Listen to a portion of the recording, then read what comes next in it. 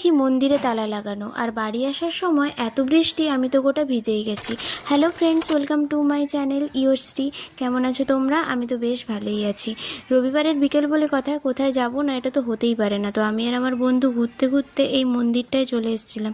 কেউ জানতাম না যে এখানেই আসবো। যাই হোক, তারপরে এসেই তো পুরনো দিনের কথা মনে পড়ে গেল। আমরা টিউশন আসার সময় এই মন্দিরে প্রায়শই আসতাম, কত গল্প করতাম আর কত আড্ডা মারতাম কি বলবো। তারপরে আমরা এখানে একটা বসার জায়গা ছিল, এখানে বসে কিছু ফটো আর ভিডিওস করে নিচ্ছিলাম। আগে তো ফোন ছিল না, এগুলো তুলতে পারতাম না, তখন গল্পটাই আগে হতো।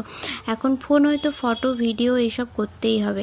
তারপরে কসমেটিক্স শপে চলে গেছিলাম, সেখান থেকে কটা এয়ার টাপ নিয়েছিলাম। এগুলো না ডেলি ওয়্যারের সাথে মিশিয়ে পড়তে বেশ ভালো লাগে আমার।